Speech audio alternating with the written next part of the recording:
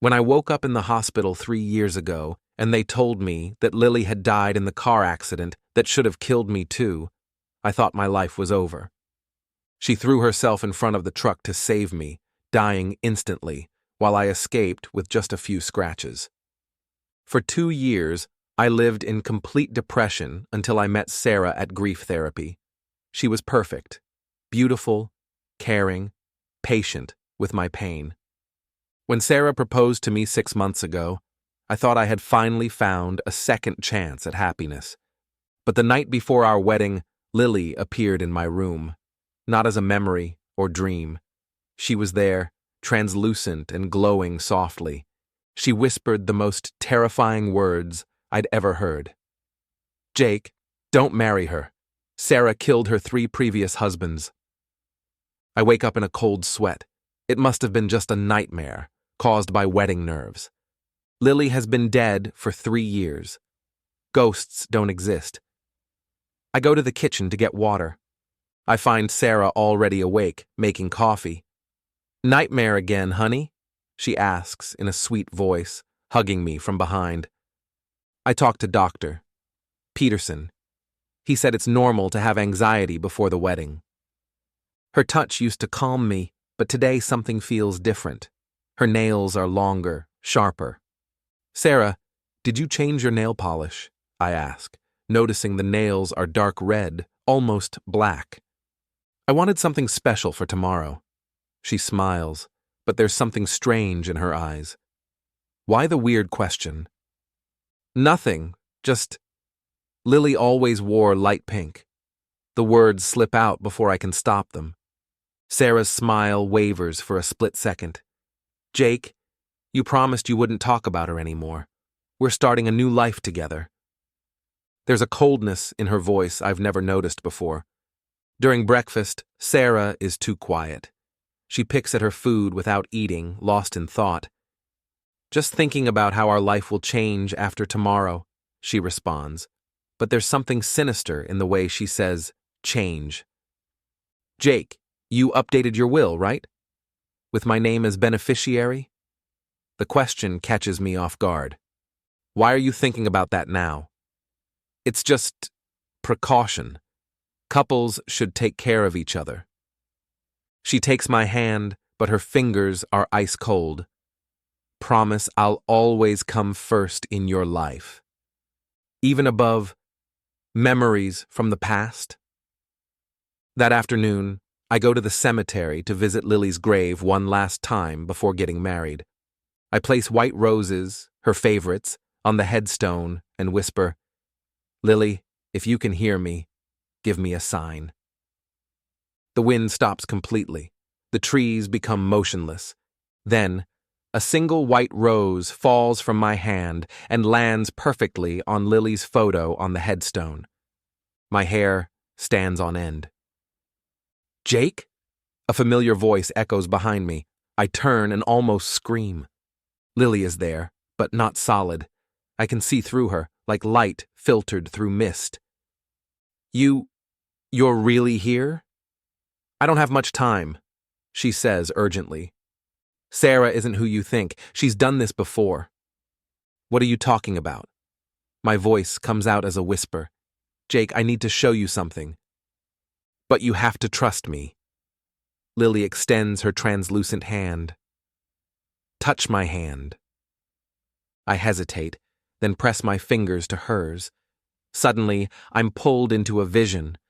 I see Sarah, but she has dark hair and uses the name Jennifer, marrying an older man in Las Vegas. She's smiling, but her eyes have the same coldness I noticed this morning. "This was Robert Chen," Lily explains. "She killed him 3 months after the wedding with insulin. He was diabetic." The vision changes. Now Sarah is blonde and calls herself Michelle, married to a well-dressed black man. Marcus Thompson. Peanut poisoning. She knew he had a severe allergy. Another change. Sarah with red hair embracing a Latino man. David Rodriguez. Rat poison in the whiskey. "This is impossible," I murmur. "How do you know this?" "I felt the pain of their deaths, Jake. When someone dies by murder, it leaves a mark in the spiritual world. Sarah isn't her real name. It's Margaret White, and you'll be the fourth. Lily is fading. Wait! How can I prove this? How can I protect myself? Look in her basement, and Jake, be careful what you drink tomorrow. She disappears completely, leaving only the faint scent of roses in the air. I return home in shock. Sarah is in the kitchen, but when I enter, she quickly closes her laptop. How was the cemetery? She asks, studying my expression. Did you manage to say goodbye properly? There's something in the way she says goodbye that chills me. Sarah, can I ask you a personal question? Of course, honey. Have you ever been married before me? She hesitates for just a second, but it's enough. No, Jake. You're my first husband. Why do you ask? Just curious. Our conversation is loaded with tension. That night, pretending to sleep, I hear Sarah get out of bed at 2 a.m. She goes to the kitchen and opens a secret compartment I've never seen before, behind the refrigerator. She takes out a small vial with clear liquid and a syringe. My blood freezes. She fills the syringe carefully and whispers to herself, Jake will be the fourth. After this, I can finally retire. The next morning, Sarah leaves early for the beauty salon. I'll be there all day. Don't wait for me for lunch. She kisses my forehead. Her lips are cold as ice. As soon as she leaves, I run to the basement. Behind dusty boxes, I find a locked metal chest. I break the padlock with a screwdriver. What I see inside makes me want to vomit. 3 male driver's licenses: Robert Chen, Marcus Thompson, David Rodriguez. Exactly the names Lily showed in the visions. 3 death certificates. Wedding photos where Sarah appears with each of them, always with the same cold smile I saw yesterday. But the worst is a black leather notebook. With trembling hands, I open to the first page. Hunting Diary, Margaret White. Each page details a murder. Robert. Excess insulin during sleep. Looked like natural diabetic attack. Marcus. Peanut powder and meat seasoning. Anaphylactic shock. Seemed like culinary accident. David. Warfarin and whiskey. Internal hemorrhage. Looked like liver problem. On the last used page, I read with horror, Jake Morrison, target number 4, method, cyanide in honeymoon champagne. Cover story, suicide due to depression over ex-girlfriend's death, insurance value, $2 million. Estimated inheritance, $5 million. Planned date, wedding night. There are also newspaper clippings about the 3 men's deaths. In all of them, Sarah appears as the devastated widow. I discover she completely changed identity between marriages. Margaret White, Jennifer Collins, Michelle Santos, Sarah Johnson. All fake. I hear the car arriving in the garage. Sarah came back early. Quickly, I photograph the most important pages with my phone and put everything back in the chest. I run upstairs and pretend to be watching TV in the living room. Jake, honey, I managed to finish early. Sarah enters radiantly, but stops abruptly when she sees me. You're sweating. Did you exercise? Just cleaned the basement a bit. It was very dusty. She studies me with calculating eyes. Did you find anything interesting down there? Just old stuff. Jake, you seem different today. Did something happen while I was away? Just pre-wedding nerves. She approaches and touches my face. Her hands are ice cold and there's something predatory in her eyes. You love me, don't you, Jake? Of course. Even if you discover unpleasant things about my past? My heart races. What kind of things? Oh, nothing important. I just wonder sometimes if you would love me, unconditionally. That afternoon, while Sarah is in the shower, I call a private investigator a friend recommended. I need you to check everything about Margaret White, Jennifer Collins, Michelle Santos, and Sarah Johnson. It's urgent. This will take a few days. I don't have a few days. I'm getting married tomorrow. Honey, who were you talking to? Sarah appears at the door, wet hair, wearing only a towel. There's something different in her posture, more threatening. Work, closing some deals before the honeymoon. What kind of deals require so many different names? She heard me. My mind races, looking for an explanation. It was about some international contracts, different contact people. Sarah smiles, but doesn't reach her eyes. Of course. How silly of me. She approaches and whispers in my ear, Jake, would you keep a secret for me? What kind of secret? The kind that could change everything between us. Before I can answer, she goes to the bedroom. I'm left alone in the living room. That night, during the rehearsal dinner with our families, I watch Sarah interact with everyone. She's charming, sweet, the perfect bride. But now I see through the mask, the way she studies each person, calculating, how her eyes light up when they talk about my inheritance, how she touches my arm possessively. Jake, my father pulls me aside. Are you sure about Sarah?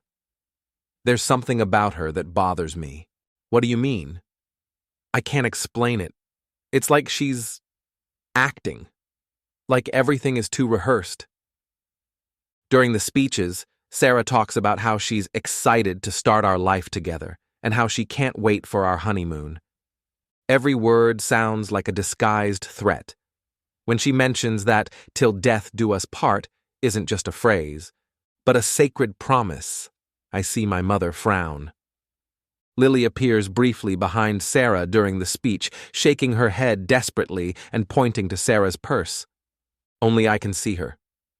Discreetly, I watch Sarah open her purse to get a tissue. For a split second, I see the glint of a small syringe hidden inside. The party ends, and everyone leaves. Sarah and I are alone in the event hall. Tomorrow we'll finally be a real family, she says, hugging me. But when she hugs me, I feel something hard. The syringe is still with her, pressed against my rib. Sarah, why are you carrying that in your purse? I ask, deciding to confront her directly. She pulls away quickly. Carrying what? I saw a syringe in your purse. Her face changes completely. The sweet mask disappears for a second, revealing something cold and calculating underneath. Jake, you're imagining things. It must be stress. She forces a smile, but her hands are shaking. Maybe you should take something to calm down. The way she says, take something, makes me instinctively back away. Actually, I think I'll go home. Big day tomorrow. I give a quick kiss on her forehead and leave. In the car, I call the investigator again. Did you get anything? Jake, you need to cancel this wedding now. Margaret White is on the FBI's wanted list, suspected of at least 5 murders. My world collapses. How did she manage to hide for so long? She's extremely intelligent, changes identity completely, moves to another city, finds a new target. The pattern is always the same. Grief therapy, widows looking for new relationships, rich and vulnerable men. And the other 2 murders? Thomas Wright in Denver died of heart attack at 32. Samuel Costa in Miami, accidental drowning during honeymoon. In both cases, the widow disappeared with all the inheritance. I arrive home, and all the lights are off. Sarah shouldn't be here. We agreed she'd sleep at her cousin's house. I enter silently. The house is empty, but I feel something is different. In the kitchen, I find a note on the table. Jake, I changed my mind about tradition. Came to get some things. See you at the altar. With love, your future wife. I go upstairs to the bedroom and find all the drawers ransacked. She was looking for something. In my office, the safe is open. She must have seen me type the password. All important documents are gone. Will, insurance policies, property deeds. Sarah is covering all bases. That's when I realize I'm not alone. A shadow moves in the hallway. Sarah, are you still here? Silence. I grab a baseball bat and advance carefully. The guest room is open but empty. Then I hear a noise from the basement. I slowly descend the stairs. The light is on, but I don't see anyone. That's when I notice the chest has been moved. It's open and completely empty. Sarah took all the evidence. I hear footsteps behind me and turn quickly. Sarah is at the bottom of the stairs, holding a large syringe. Hi, honey. I discovered you've been snooping. Her smile is purely predatory now. You know, Jake, I really liked you. You made this harder than it should have been. Margaret. I use her real name and see her laugh. Ah, so, you know. What a shame. I wanted to make this special tomorrow, but you forced my hand. She starts climbing the stairs toward me. Now it has to be tonight. Why? I ask, backing away. Why do this? Honey, 5 rich men, 5 generous inheritances. You can do the math. She's almost at the top of the stairs. And the best part? Nobody suspects the devastated widow who never fully recovers. That's when Lily appears behind Margaret, more solid than ever. Jake, duck! I shout. Margaret turns confused. Who are you talking to? When she turns her head, Lily pushes Margaret with supernatural force. Margaret loses her balance and falls down the stairs, the syringe flying away from her hand. Margaret groans on the floor but is still conscious. This is impossible, she murmurs, looking at Lily. Lily is now visible to her, too. You're dead! And you're going to find out what that's like. Lily responds, her eyes glowing with ghostly light. Jake, call the police now. But keep your distance from her. I grab the phone, but Margaret is getting up. She pulls a second syringe from her boot. If I can't have your inheritance, Jake, at least you won't live to give it to anyone else. She runs toward me with the syringe raised. Lily tries to interfere again, but this time she's weaker. Jake, I can't stop her physically for much longer, Lily shouts. My energy is running out. That's when I hear sirens outside. Margaret stops, realizing someone must have called the police. How? She looks at me confused. But then we realize the sirens are passing straight by the house. False alarm, honey. Margaret smiles cruelly, approaching again with the syringe. Now where were we? Lily appears between us, more solid than ever. Jake, duck! Margaret is confused, looking at the empty space. Who are you talking to?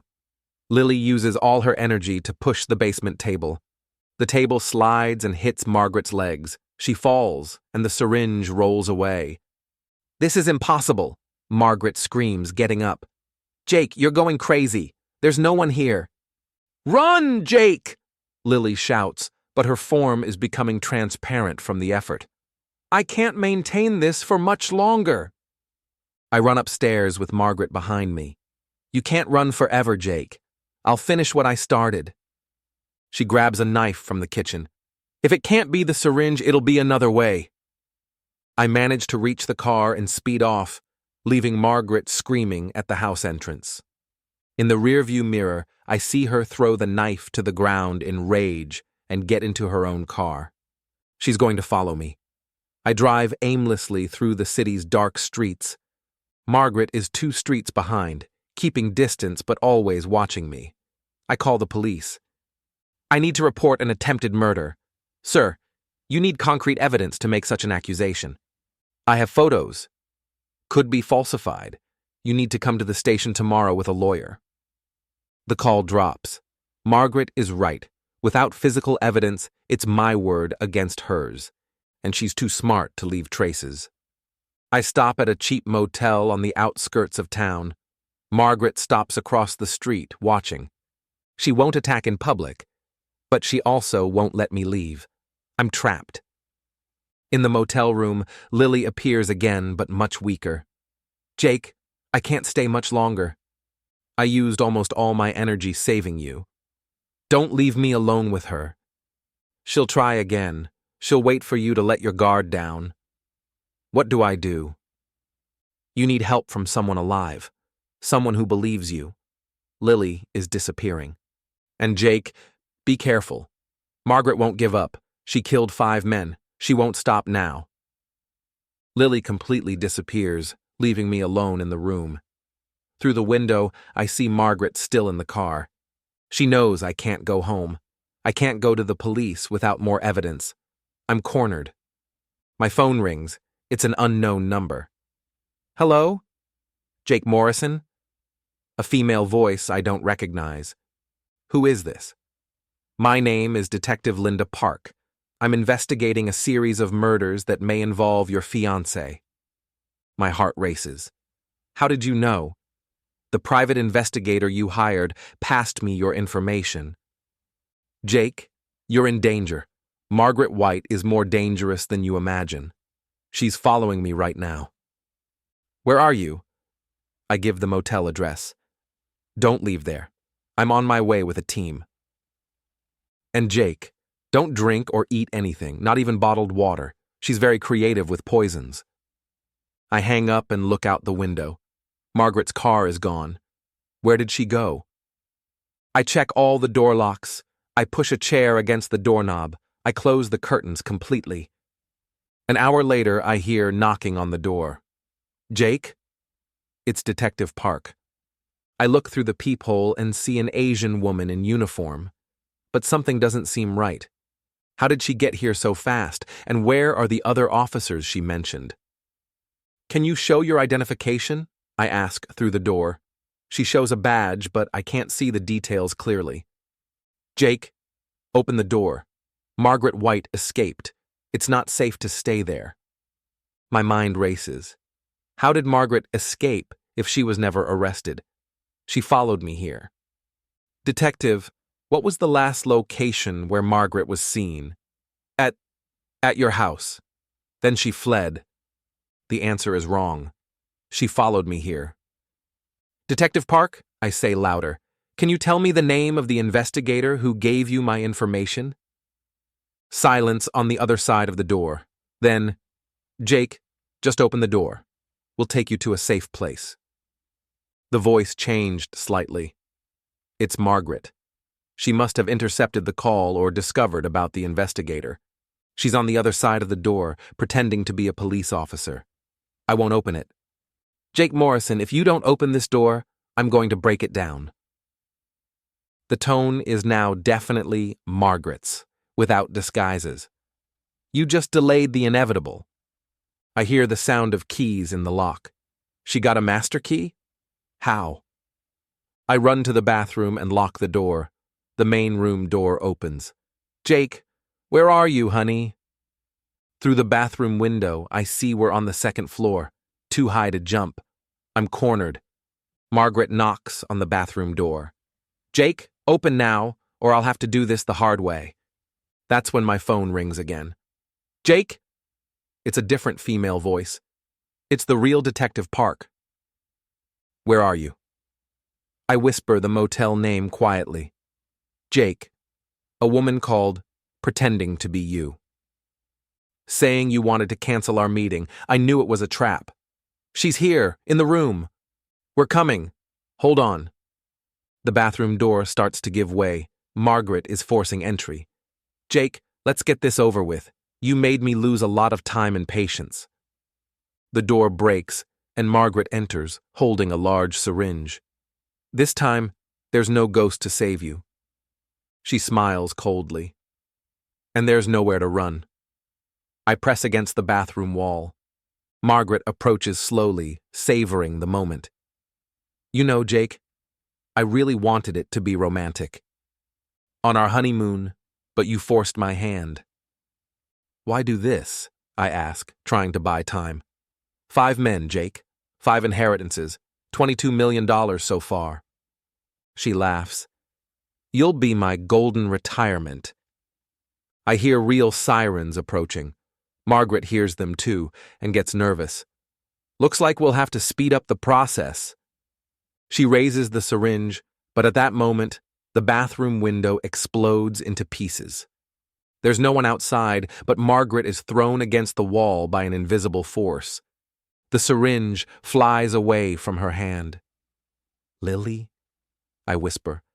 I can't see her, but I feel a familiar cold breeze. Margaret gets up, bleeding from a cut on her forehead. This won't work twice. She pulls a second syringe from her pocket and runs toward me.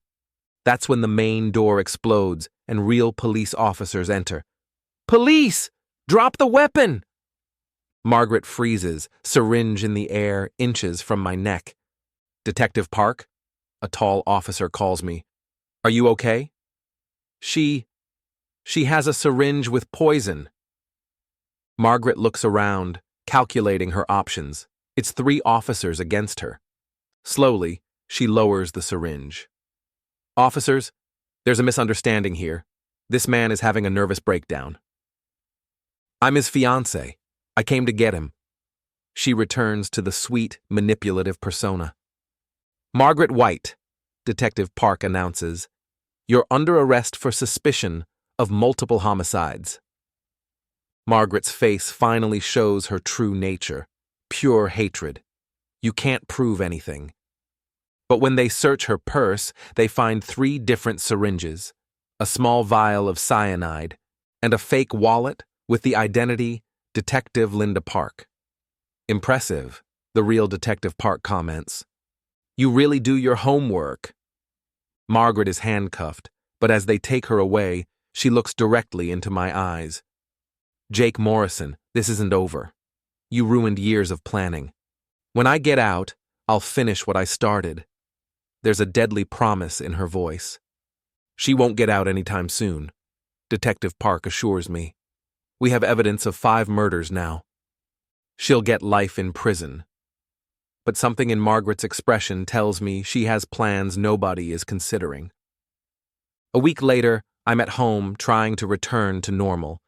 Margaret is in jail without bail, awaiting trial. But I can't relax. Lily hasn't appeared since that night at the motel. Did she use all her energy saving me? That's when I get a call from Detective Park. Jake, we have a problem. Margaret White escaped during transport to court this morning. My blood freezes. How is that possible? We're still investigating. It seems she had help from the outside. Jake, you need to leave town immediately. I go to the window and see a dark car parked across the street. Even from afar, I can see Margaret in the driver's seat, watching me. She waves her hand, smiling that cold smile that haunts me. My phone rings. It's her. Hi, honey. I missed you. How did you escape? Let's say I have friends in high places. Friends who also benefit from my talents. What do you want? What I always wanted, Jake. Our honeymoon. Forever. The call drops. Margaret gets out of the car and starts walking toward my house. This time, there's no police coming to save me. This time, she's going to finish what she started. Lily, I whisper desperately, if you can still hear me, I need you. But there's only silence. I'm alone with a serial killer who has made my death her personal obsession. Margaret is at my door now. I hear her messing with the lock. In seconds, she'll be inside the house, and this time, she won't make mistakes. But something strange happens when I look in the living room mirror. My eyes are glowing with the same ghostly light I saw in Lily. Jake, a voice whispers. But it's not Lily. It's my own voice, coming from my reflection. Something changed in you in the accident. You're no longer completely human. The door opens. Margaret enters smiling, syringe in hand. Time for our eternal honeymoon, honey. But when she sees me, she stops abruptly. Your eyes, they're glowing like hers. Margaret is inside the house and ready to kill. But is Jake developing supernatural powers of his own?